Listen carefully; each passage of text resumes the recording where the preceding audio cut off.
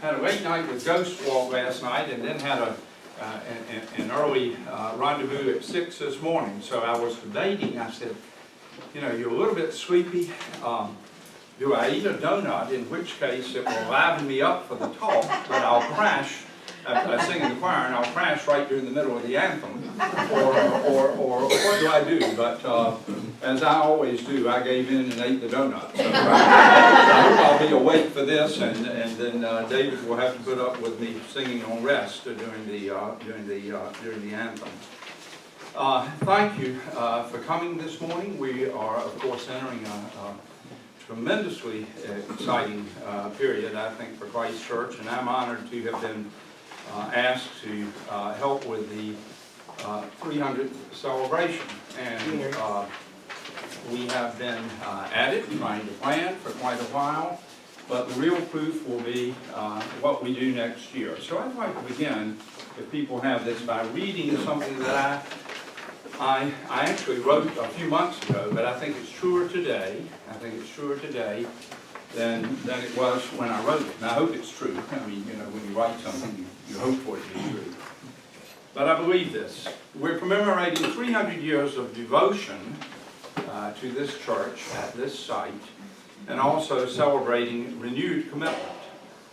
Because this celebration should be as much about the future as it is about the past. And that's what we hope it will be.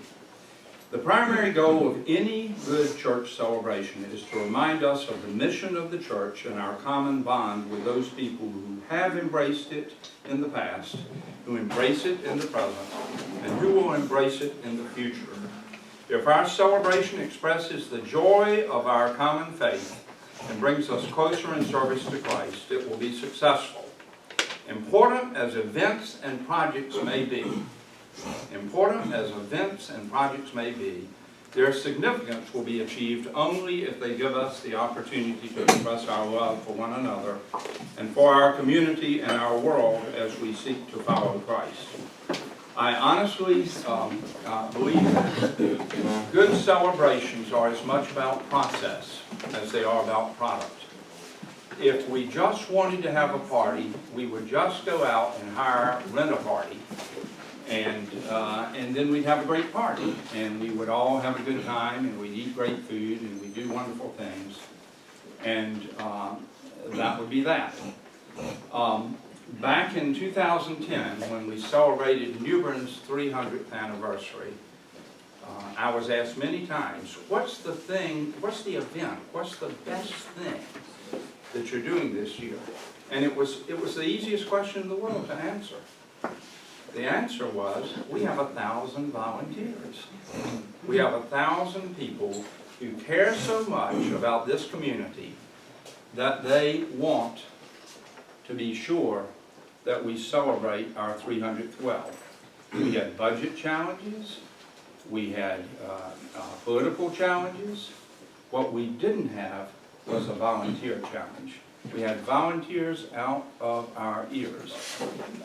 3 weeks ago, I was in Bern, Switzerland, and I was having dinner with our good friends Franz and Susie de Graffnery. And once again, the first words out of their mouths were, how did you get all of those people to do all of that work as volunteers? That's unusual. And so I hope at the end of our 300th, the church's 300th, that will be exactly the way we feel. That whatever the product, that the process was one that was inclusive, that was exciting, that was joyful, and if we accomplish that, whatever else we do, if it's one donut on a platter, it won't matter if that's the spirit. And so that's been the way the people who have been working on this have approached it. Our challenges. We've had a lot of challenges. You know, about the time that I was asked to chair this, our rector decided to leave. And 2 weeks later, our bishop decided to leave. And then we entered into this process, and we didn't quickly find, over 6 months, we found that many of the things that we were supposed to do, we weren't entitled to do unless they were approved by our rector and our bishop. And so, do you remember the old Snidely Whiplash cartoons? And the guy, Snidely Whiplash, who would say, "But you must pay the rent." And then, "Oh, I can't pay the rent, but you must pay the rent." So we went through a period where it was, you are way behind schedule, you ought to have done this. By the way, you can't do it. So that was a bit confusing, but we worked our way through that. Peter Lee has been wonderful, though appropriately, he has said, "Since I will not be your bishop when this occurs, there are many things on which we have to wait." Now, one of those things that we learned that we couldn't do was invite bishops to join us during the year. As the committee, even as the vestry, we can't do that. An invitation to a bishop has to come from another bishop. And guess who we didn't have? We didn't have a bishop. And Peter Lee appropriately said, "I will be part of the invitation, but they have to be, those invitations have to really come from the new bishop."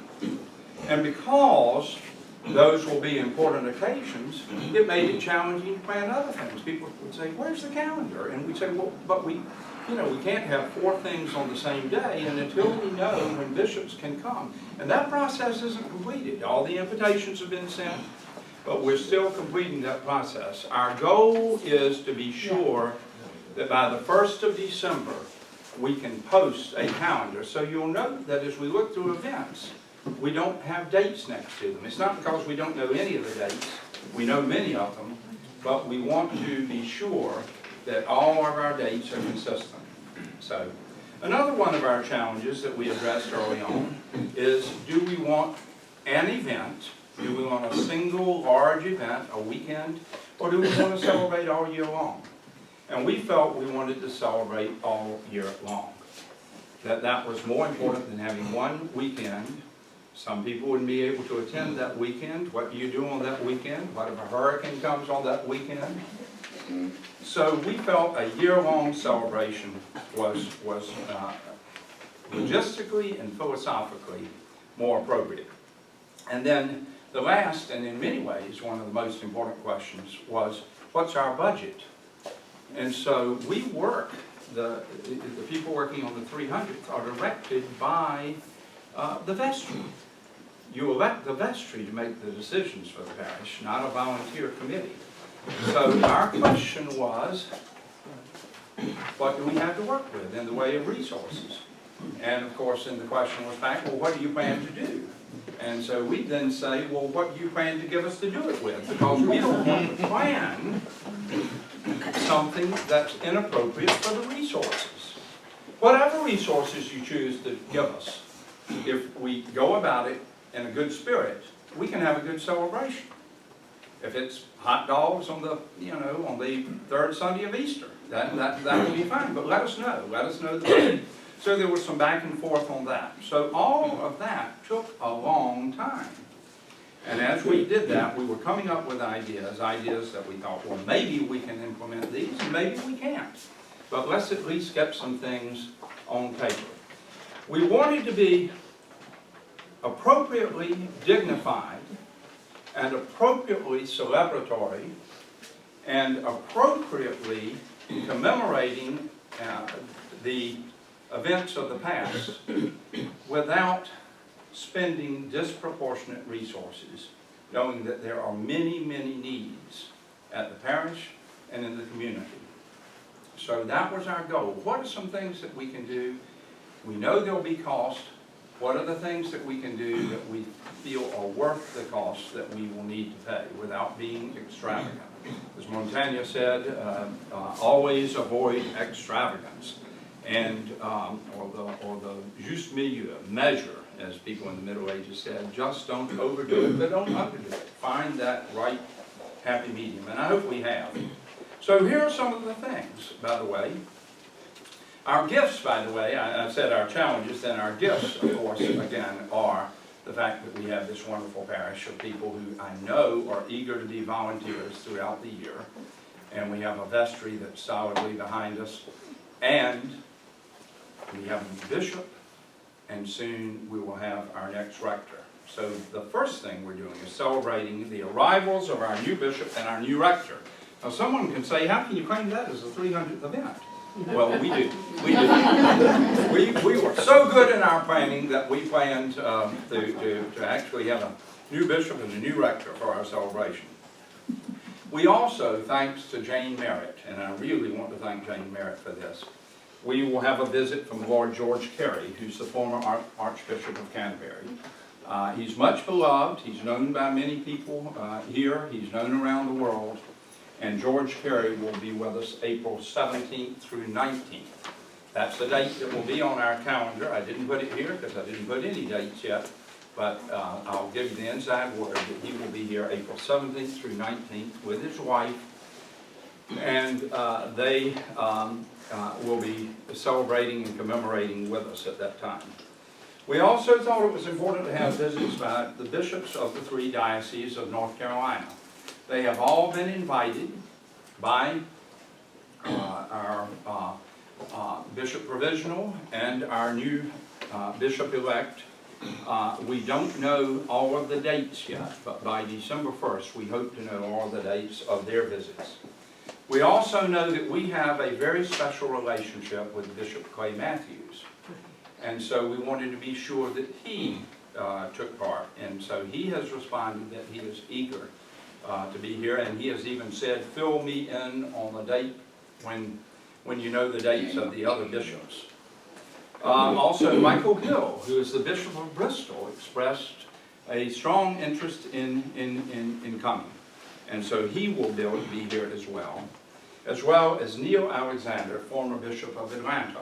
Now, some people would say, what does he have to do with this? It's because one of our events, that is to say our prayer book exhibit, is the collection is one that he worked on extensively in putting that collection together a number of years ago. So he will actually come here, and among other things, he will talk to us about the meaning of those prayer books and how that collection was put together.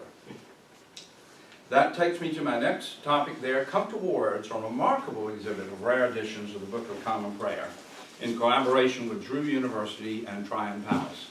The exhibit will take place at the Duffy Gallery at Tryon Palace. That's the only space in New Bern that we felt security-wise and environment-wise was appropriate to have these rare and important books. This is one of the most significant collections of Anglican prayer books in the world. And it was assembled at Drew University. Our own Ken Rao was instrumental in helping to assemble that, along with the former Bishop of Atlanta.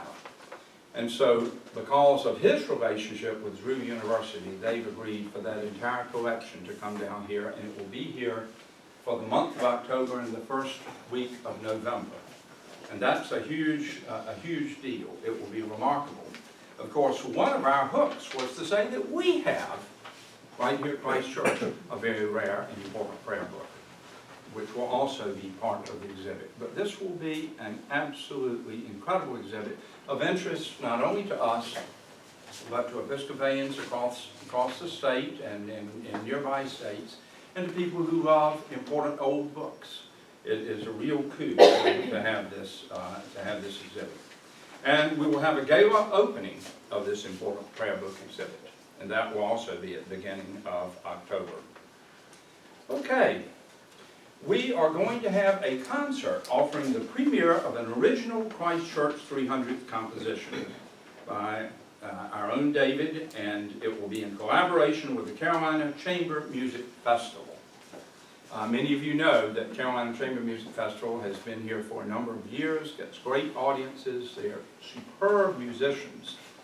The good news about this one is that they will commission David, have commissioned David, and will pay him to write this composition in honor of our 300th. We offer the venue. That concert will be in September 12th, in Christ Church. I think that's the Saturday night, September 12th.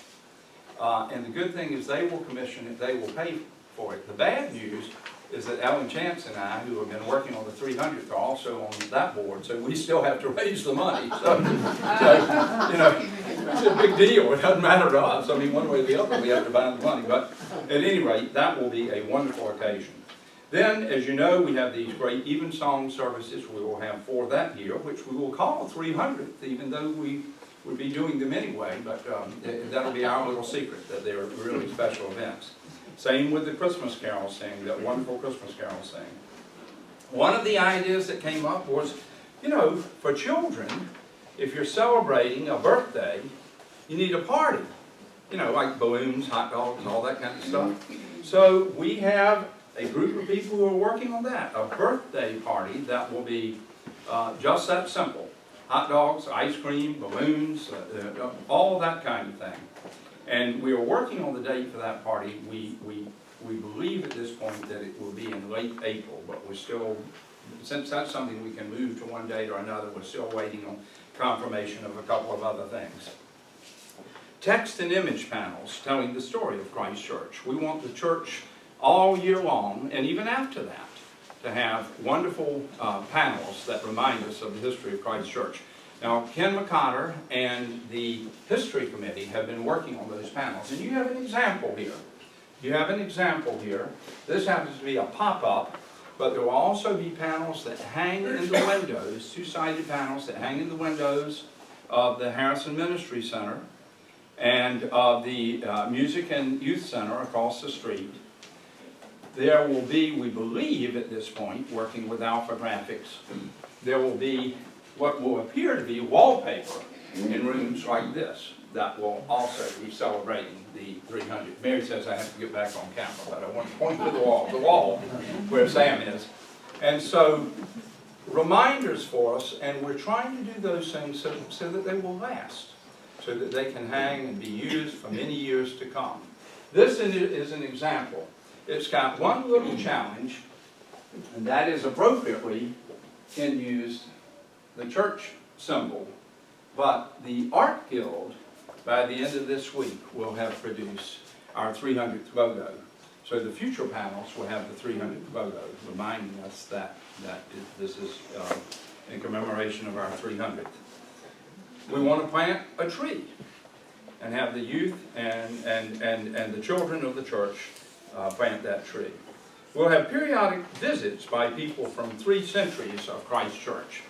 For example, in April, we'll be visited by George Washington, and there's an event that's taking place across town with George Washington in the whole weekend, and appropriately, he will be at Christ Church that Sunday morning in April. And Ken's History Committee will produce different people from time to time. Of course, we've all seen Sam come in December, and so just expect a few other visitors from time to time during the year. Including the George Washington visit. Now, one of the things that I'm most excited about was actually Elizabeth Ward's idea. She said, I've seen this great thing, I guess on YouTube or somewhere, a jazz nativity. They've done it in New York, they've done it, they're doing it in Richmond. And so Elizabeth and I went to David and said, how would you like to add one more thing to your list? And he was very excited about it. And that's pretty significant to do this, but we wanted to have a lot of different kinds of music. And so go on YouTube and see what a jazz nativity is and know that we're going to have one of those. And David is very much committed to that and working on it already. Michael Thompson, who many of you know here at Christ Church, and he will be with us most probably during the summer. Specific date not yet determined. But he is currently principal of Ridley Hall, Cambridge. We're going to have a Christ Church trivia contest for the young and less young. And my dear friend Mary Parrish is heading that up, and a lot of us will be working on it. There'll be all kinds of questions. There'll be prizes, important and exciting prizes for those who can answer the questions at different points through the year. I plan, and you should, to submit questions, because if you submit a question that you know the answer to, you might be able to answer it and get the prize. So,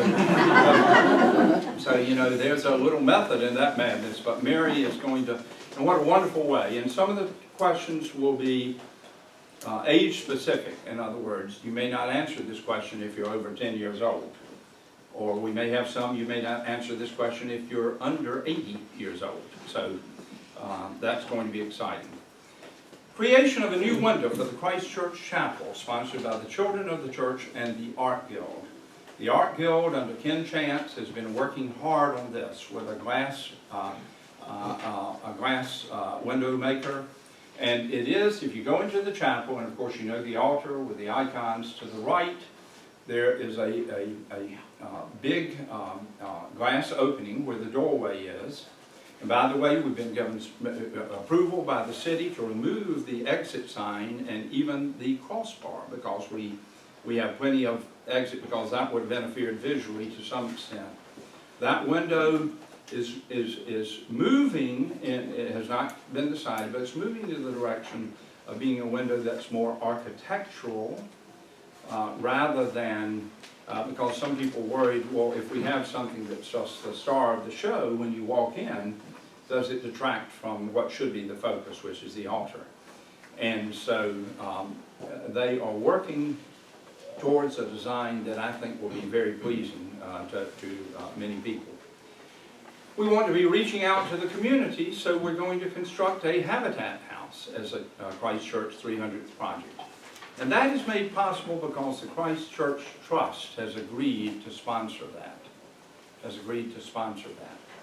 So that's going to be very important, and that will be a wonderful opportunity for volunteers. We are going to have a homecoming, celebrating people who were baptized, confirmed, married, ordained, or served at Christ Church. That will probably be in conjunction with another event, one of our Episcopal visits. So again, the date isn't firmly fixed yet. It will be over the next month as we know when those visits, because we want it to be a very important homecoming. We're going to have a garden party. Now, it will surprise you that Jane Merritt thought that it was entirely inappropriate for us to go the whole year and not have a garden party. So we're going to have a garden party. We think it will be slightly less ambitious than the one at Buckingham Palace, but only slightly, so it will be a wonderful occasion. We're going to have a Christ Church Christmas tree ornament. That will be, that people can buy all through the year. You can use it for other things other than the Christmas tree. That is being designed by Janet Francoeur right across the street, and so that will be exciting. We're going to have a gospel concert by a community choir. We are hoping that many of the people who participated in the Juneteenth concert back in 2010 will participate in this concert. One of the challenges is that we have events, for example, the Mozart event next spring, the Messiah, that many of the same people sing in all of these things. And so we are working very hard on scheduling rehearsals for that, because we have to have rehearsals. We have engaged our own wonderful Lewis Moore to conduct it, just as he did the gospel music back in Newbern's 300th. And we all know that he is absolutely superb. But being superb, he says, we must have serious rehearsal time. So finding times when we can get those same people who are singing in these various other things remains a challenge. But it will be done. As Churchill said about the mulberries at Normandy, it will be done. So we're going to have that gospel concert. We will also initiate a subscription campaign for the new history of Christ Church. As many of you know, David Skaggs is working on a history of the church. It will not be complete for our 300th year, well, at the beginning of our 300th year. But sometime towards the end of the year, or the beginning of the following year, it will be ready for publication. So one of the things that we will do is try to get advanced subscription, which will enable us to have the advance money for the publication. We know that many people will want to sign up to have one of the books even before it's publishing. And that will help us to have the money to move forward and publish the book. We're going to have a contemporary music outdoor praise service following the clock walk. Now this is something else that David is very excited about. We've alternately called it a rock service, contemporary, praise. You know, it's going to be what he shapes it into being, but he's been in contact with contemporary musicians all over. The probability is that this concert will be at Union Point in October, associated with the clock walk, with the completion of the clock walk. We're still working on that, making sure that we've dotted every I and crossed every T with regard to the city and the use of Union Point Park. But we wanted to send the signal, again, that this is for the whole community, not just our parish. And we are excited about what we hope will be a celebration of the completion of the steeple bells. Mary Parish's husband, Ben, has been working on that very hard. I understand Mary has 5 bells left, 5 of the smaller bells left to be purchased.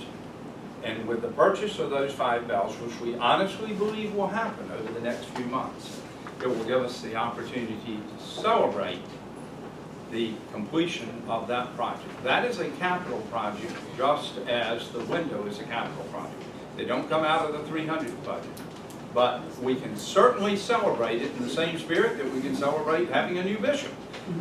It will be a great occasion. And then more ideas as energy flows. Okay, organization and planning. The 300 committee meetings are open to all. We are in fact, when we begin our meetings, rather than saying I call this meeting to order, I like to say I call this meeting to disorder, because our meetings are open. Come to the meetings. We want the committee to be as big as there are people who show up for meetings.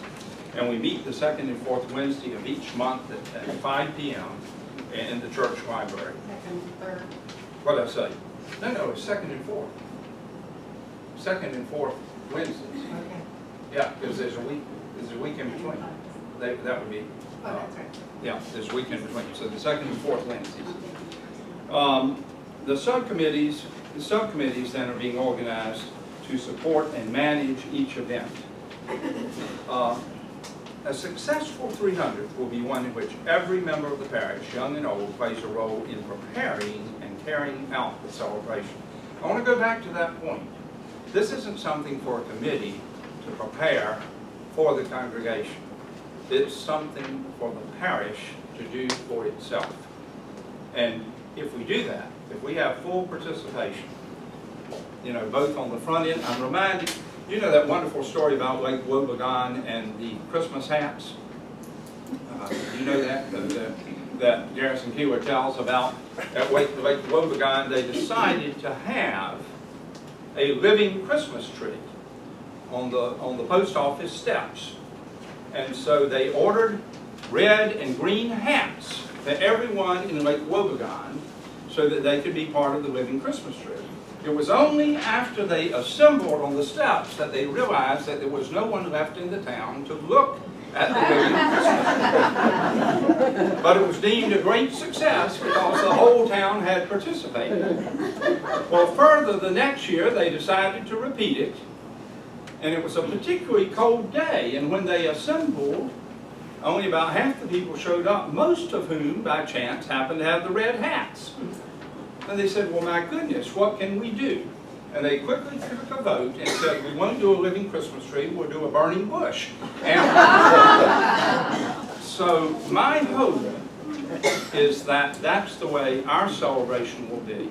It won't be something that people show up to attend. It will be something where there's so many of us putting it on that we wonder who's actually going to come to it, because we're all already there putting it on. And that will be successful. As I say, celebration is as much a process as a product. So let us know your particular interest. There's a little sign-up sheet over there. Use both sides of that, and then I've got more paper. Please let us know if any of these ideas are ones you're particularly interested in. Then we'll make sure that you're going to those subcommittee meetings And you're always welcome, encouraged to attend the 300 meetings. Now budget, and that's always, in fact, the people who've been coming to these meetings can tell you that's an obsession of mine. I said, we will promise nothing we can't pay for. There's nothing worse than telling people you're going to do this and this and this and this, and then pulling the rug out from under volunteers who have been working on it. So we are convinced that everything on this sheet is something that we can do. Now why? Because the vestry of the church has approved and budgeted an allocation of $30,000 for the year for our celebration, and we're being very judicious about how we spend that $30,000. In addition, they have authorized the 300th committee to seek contributions of up to an additional $20,000, project specific. Because quite frankly, particularly with some of the musical events and with the prayer book exhibit, we can't squeeze it into that $30,000 budget. So those two things in particular, and a couple of other things, will be subject to that funding. I'm grateful to the vestry for allowing us to, and over the course of the year, we can do that over the course of the year, raise that additional up to $20,000. We're trying very hard to make sure we don't need to raise that much, but we are authorized to go that far. The Christ Church Trust has approved $25,000 sponsorship of the Habitat House project. As you know, a Habitat House costs, I believe, around $80,000, but to sponsor one, it takes $25,000. So we have promised them that we will sponsor it with $25,000 and that we will encourage the members of our parish and others to participate in the building of that Habitat House. The Art Guild will, with the approval of the vestry, seek capital funding for the chapel window project. Can't give you the price tag yet for that because it's still in the design stage. But again, that will be seen as a capital project, just like the bells, the steeple bells. It is not out of the 300 budget or out of the operating budget. It is a capital project. Now, if you have any questions about any of this, that's my cell phone number there, and that's the number I answer. I'm terrible about my home machine fills up very quickly, and then because I'm old, I forget to empty it until somebody calls me on my cell phone and says, why don't you empty the messages on your home phone?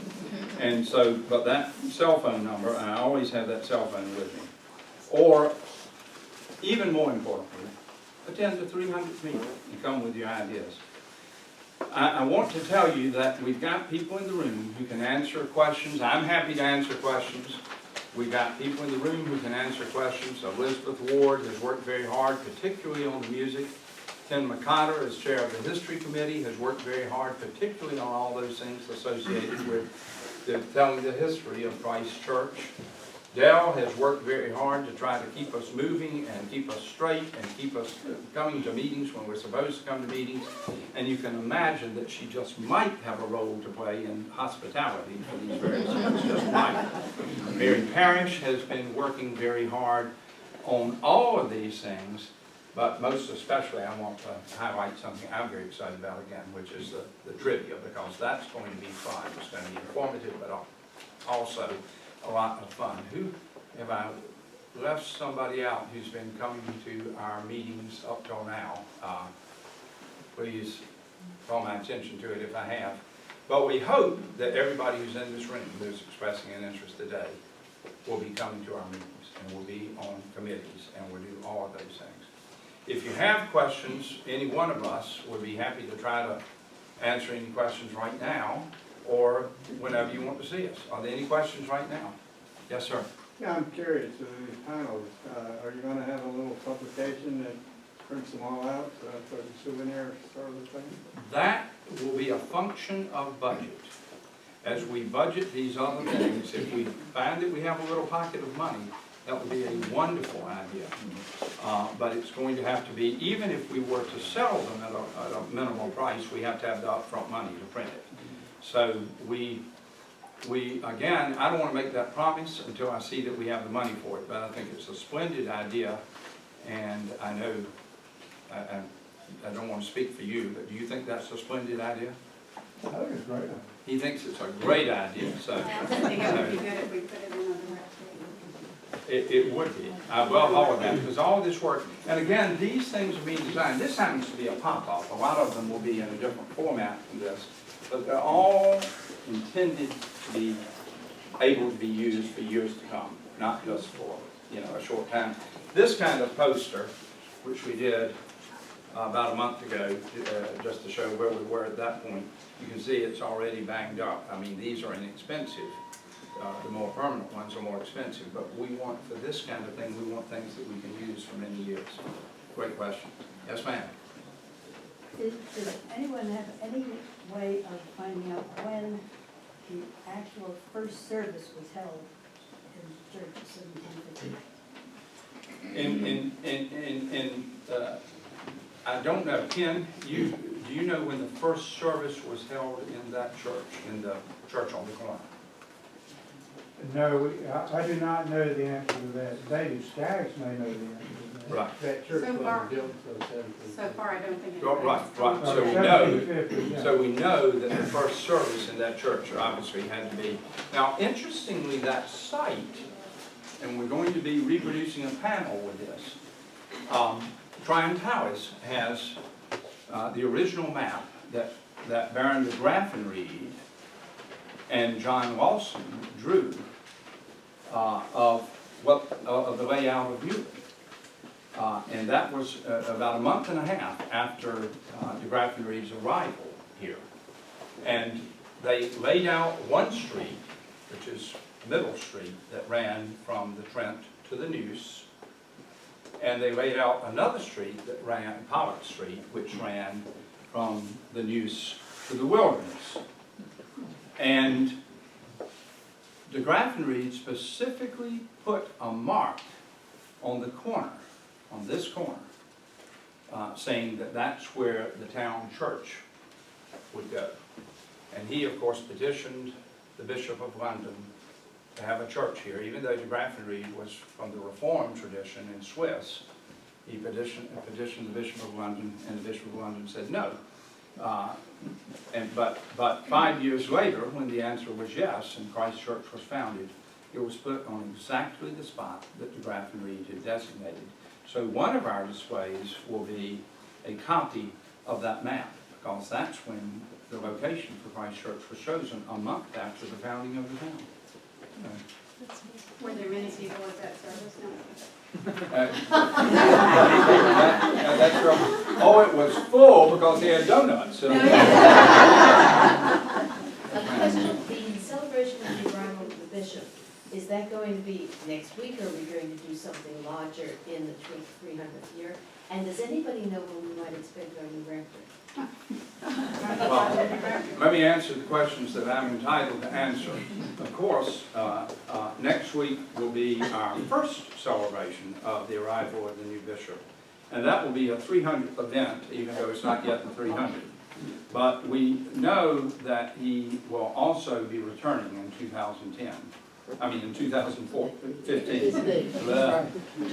2015. So that will be yet another. But it's not only the event, it's that we can celebrate having a new bishop all year long. The question about when we'll have a new rector is way above my pay grade. I wish that Jane Merritt were here. I hear rumors, and you all probably hear rumors as well, that it's quite possible that we will have chosen a new rector by the end of the year.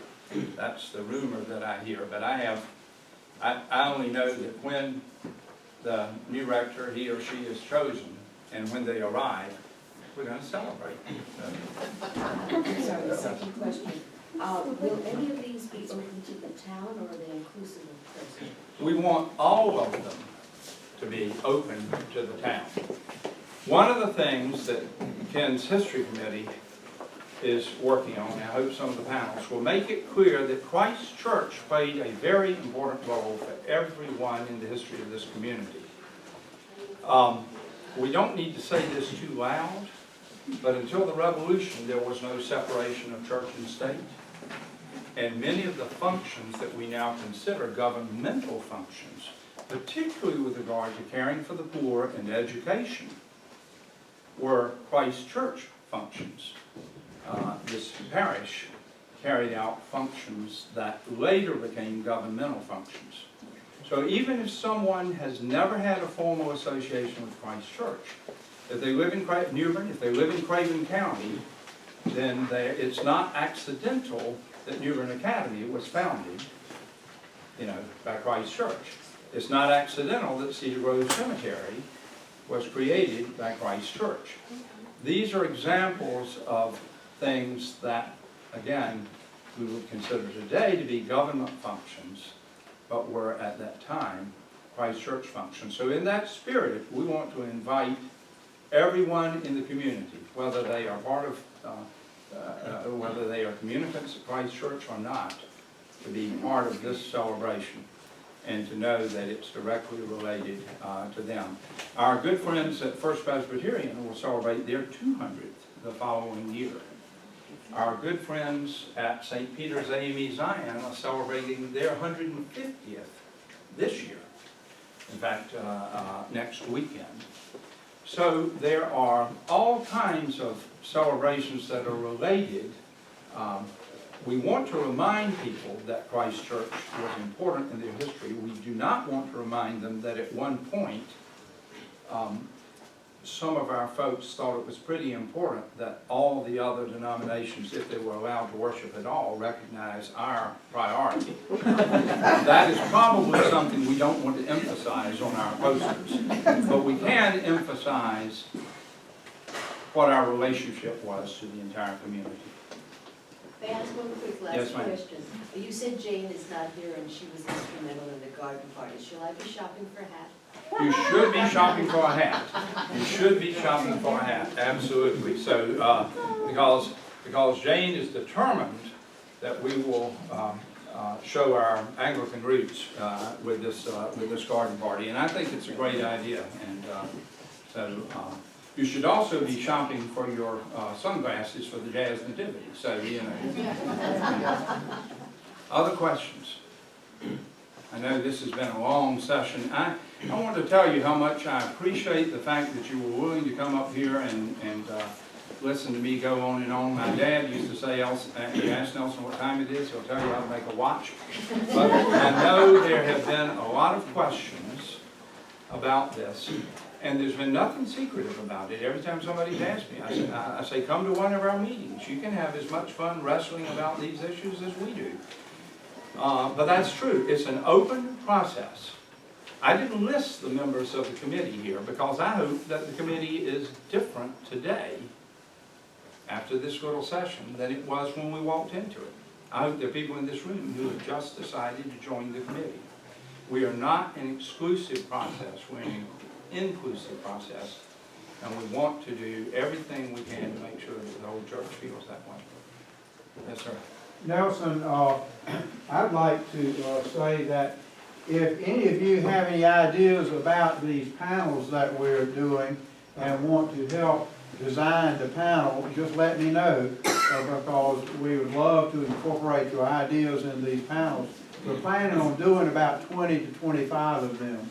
So if you have a particular ministry or if you have some photographs or fun photographs of events in the church and want to design a panel, just let me know. Thank you. Thank you. Thank you, Ken.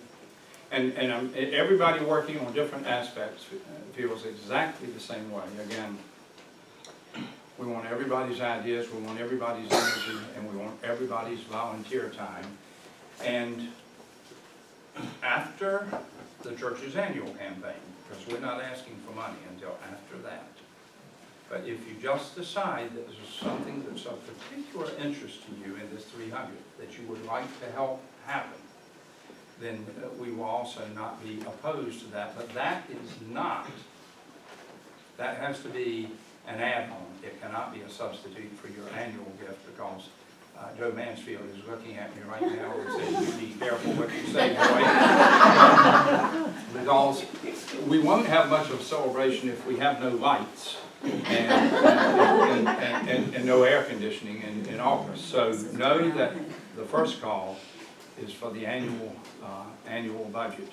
But then if you find that this is special and that you just happen to have a little money rolling around in your drawer, then again, we have promised the vestry that we will not exceed $20,000 over this budget. And we may come in under that $20,000, but if you find you have a little, after the annual campaign is over, we'll be glad to accommodate you. Other questions? Nelson, thank you.